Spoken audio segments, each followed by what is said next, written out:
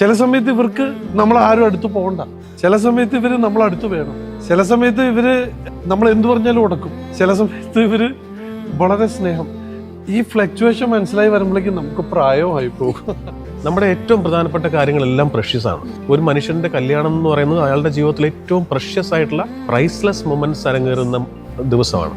അത് അത്തരം ഡിസർവ് ചെയ്യുന്നവരുടെ അടുത്ത് മാത്രമേ അത് ഷെയർ ചെയ്യാവൂന്നാണ് ഞാൻ അതിനെ അങ്ങനെ മനസ്സിലാക്കും.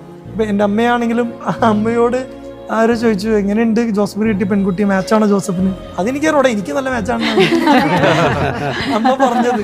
ഫാമിലിക്ക് വേണ്ടിയിട്ട് കല്യാണം കഴിക്കുന്നവർ വളരെ കുറവാന്ന് എനിക്ക് തോന്നിയിട്ടുണ്ട്. നിങ്ങൾ എല്ലാവരും ചാവറ മാട്രിമോണി വഴി കല്യാണം കഴിച്ചവരാണ്.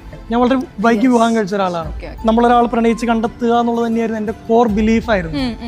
മാട്രിമോണിയോടൊക്കെ ഒരു എതിർപ്പും എനിക്ക് കൃത്യമായിട്ടുണ്ടായിരുന്നു. എന്തൊന്നും ആവശ്യമില്ല എന്നൊക്കെ ചിന്തിച്ചിരുന്നു ഒരു സമയം ഉണ്ടായിരുന്നു. പിന്നീട് ആ വഴിയിൽ പോയി കാര്യങ്ങളൊന്നും നമുക്കത് അതായിരുന്നില്ല എൻ്റെ വിധി. ഒരു കൂട്ട് വേണമെന്ന് തോന്നി. കാരണം ഞാനും ഒപ്പനയും അമ്മയും ഒരുമിച്ചാണ് 10-15 കൊല്ലമായിട്ട് ഒറ്റയ്ക്കാണ്. അവർക്ക് പ്രായമാവുന്നു, അവർക്കൊരു കൺസേൺ ഉണ്ട്. അവർ വീട്ടിലില്ലാത്തൊരു ദിവസം ഞാൻ വീട്ടിലേക്ക് കയറി ചെന്നപ്പോൾ എനിക്ക് ഭയങ്കര എംപ്റ്റിനെസ് തോന്നി. അമ്മയുടെ റൂമിൽ കയറുമ്പോൾ അമ്മയുടെ സാരി, അമ്മയുടെ റൂമിൻ്റെ മണം, അപ്പച്ചൻ്റെ അകത്ത് അമൃതാഞ്ചൻ്റെ മണം, ഇവരൊന്നും ഇല്ലെങ്കിൽ ഞാൻ എന്ത് ചെയ്യും? ചേട്ടനാണ് ചാവറ മാട്രിമോണിയിൽ രജിസ്റ്റർ ചെയ്ത്, ചാവറയിലാണ് രജിസ്റ്റർ ചെയ്തത്. അങ്ങനെ എനിക്ക് തോന്നുന്നൊരു 5-6 മാസം കുറേ കുട്ടികളെ കണ്ടു എന്ന് വെച്ചാൽ ഇത് ഓൺലൈനിൽ കണ്ടു. ആരെയും നേരിട്ട് അങ്ങനെ പെണ്ണ് കാണാനായിട്ട് പോയിട്ടില്ല. ആകെ പോയത് ഈ നൈജിയെ കാണാനാണ്.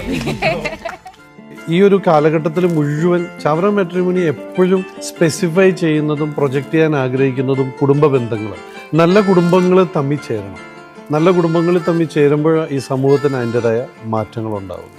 അങ്ങനെ എനിക്ക് എല്ലാം തുറന്നു പറയാൻ പറ്റുന്ന ഒരു കുമ്പസാര കൂട്ടാണ് എനിക്ക് ഇതുവരെ.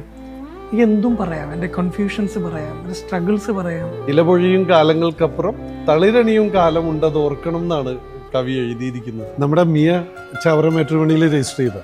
അപ്പൊ മിയയുടെ കല്യാണം നടക്കുന്നത് കോവിഡ് ടൈമിലാണ്. അപ്പൊ ചാവറ മാട്രിമോണി രജിസ്റ്റർ ചെയ്യാൻ മിയോട് ഞാനാ പറഞ്ഞു.